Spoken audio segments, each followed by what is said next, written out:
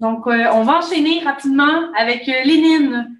Donc, originaire du Sénégal, Lénine Nankassa Boukal vit au Québec depuis bientôt 13 ans. Entrepreneur social favorisant le vivre ensemble, il est à l'origine de plusieurs projets culturels, professionnels, inclusifs à Rimouski et dans la région du Bas-Saint-Laurent. Il est lauréat pour le volet régional du prix Charles Pidel 2020 qui récompense les efforts, l'apport, l'implication et l'engagement de personnes immigrantes qui font rayonner le Québec.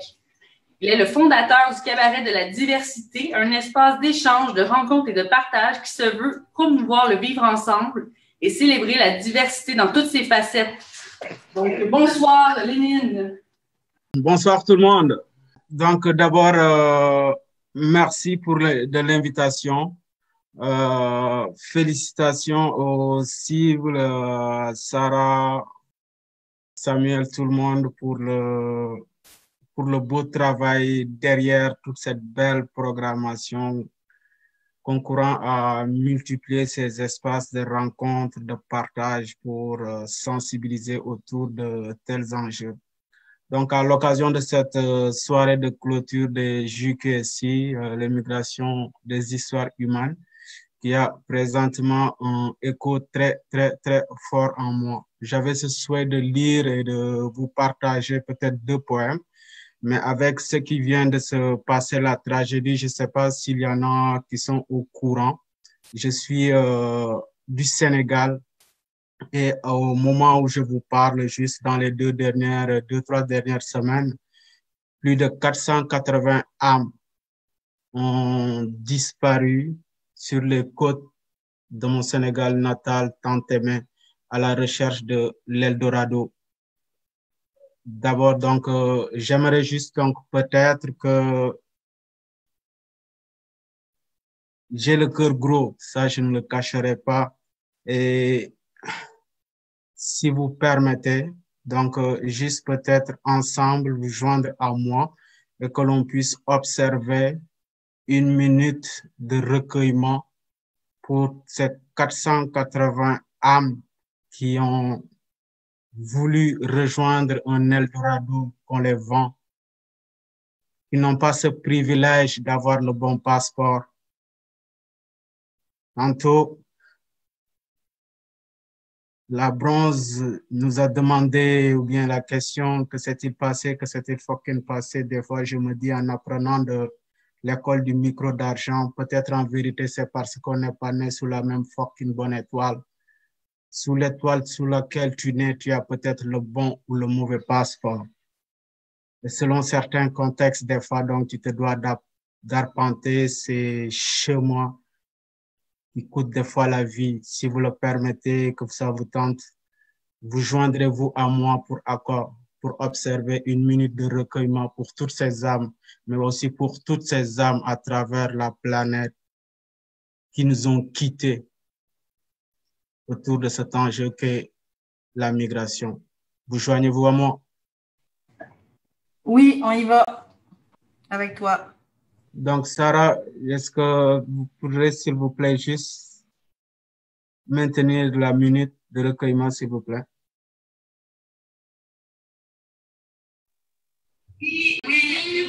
Ah.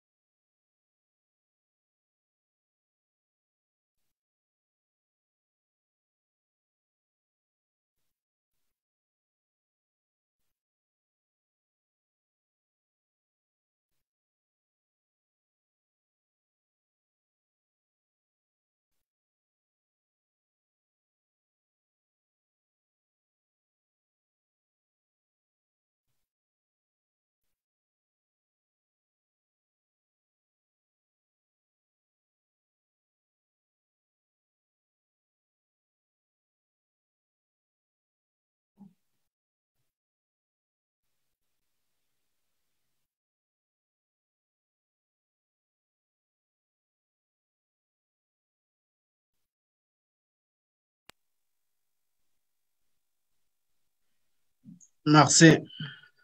Merci beaucoup. Donc, je vais juste donc nous partager un modeste petit poème d'Antoine Cassard. Je ne sais pas s'il y en a qui connaissent. C'est un poète de langue maltaise et parfois multilingue. Il est activiste pour les droits des migrants et la liberté universelle de circulation. Il a d'ailleurs fondé et coédite depuis 2013 la revue artistique multilingue Le Monde n'est pas rond en collaboration avec Personne n'est illégal côté de Luxembourg. Donc, c'est un poème qui est traduit en 11 langues et adapté aussi pour le théâtre à Malte. Passeport est un long poème, coup de poing d'Antoine Cassard, qui dénonce effectivement ces politiques migratoires imposées par la mondialisation, la condition des migrants. Et on le sait des fois, cette déshumanisation, l'humiliation, oui, effectivement, du passage aux frontières, la survie, le contrôle, les expulsions, etc. Et d'ailleurs, donc, le poème, comme j'ai dit, s'intitule Il est à toi ce passeport pour tous les peuples, avec un drapeau arc-en-ciel et l'emblème d'une oie migratrice qui tourne autour du globe. Avec toutes les langues que tu veux, officielles ou pas. En bleu océan, rouge sans sécher ou noir charbon, prêt à brûler, à toi de choisir. Amène-le où tu veux, le passage est sûr et grand, ouvert. Le portail sorti de ses gants, tu peux entrer et sortir sans crainte. Personne ne te retient. Personne ne te double dans la queue, ni te renvoie en arrière. Il n'y a pas d'attente.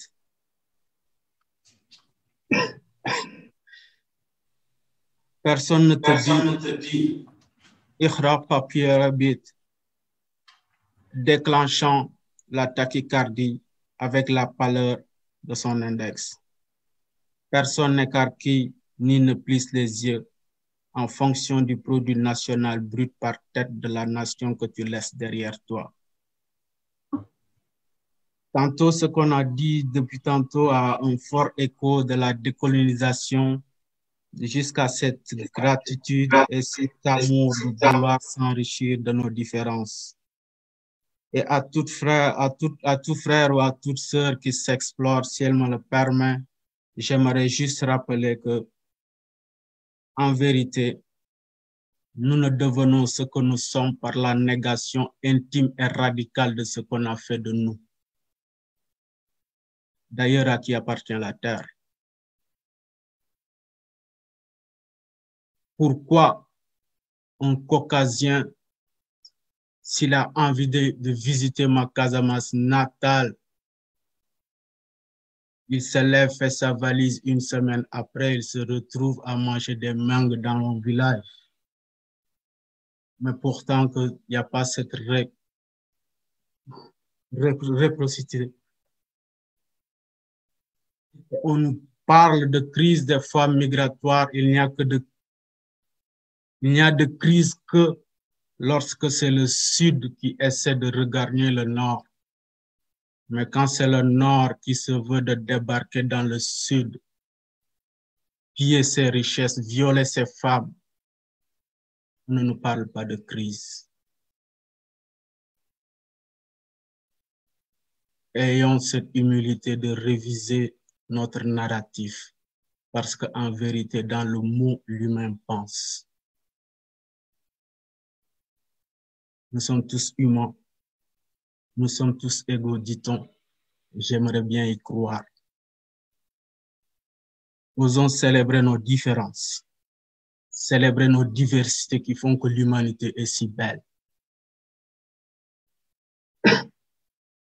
Ensemble, continuons de semer les bonnes graines au monde meilleur, d'amour, de tolérance, de paix, de justice, d'équité, et de mieux vivre ensemble où chaque humain compte, sans distinction aucune de race, de religion, de sexe, d'âge ou de statut socio-économique, à pouvoir léguer à nos enfants.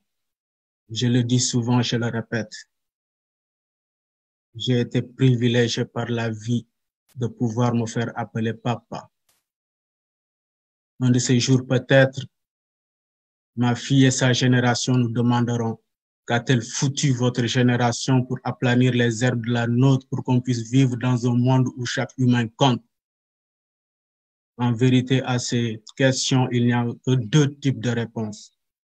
Soit on va la baisser notre tête, ou bien on va oser la relever, regarder fièrement nos enfants dans les yeux et leur dire: peut-être que nous n'avons pas tout réussi, mais nous avons essayé. Et cette réponse est tributaire des actes et des gestes que nous posons aujourd'hui. C'est de nos actes et ce que nous faisons aujourd'hui que demain, nous l'aurons notre tête baissée ou relevée. Ensemble,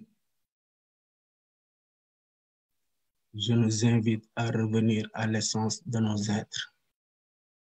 Et oui, effectivement, la branche, cette question aussi, je me le suis longtemps demandé. Que s'est-il passé? Oui, que s'est-il fucking passé? Et comme j'ai dit aussi d'entrée de jeu, est-ce que parce que on n'est pas né sous la bonne fucking étoile? Merci pour tout. Merci pour ce que vous faites. Ensemble, on lâche pas. Merci beaucoup. Un énorme merci à Lénine pour ce témoignage et ce poème qui sont très, très touchants et très importants.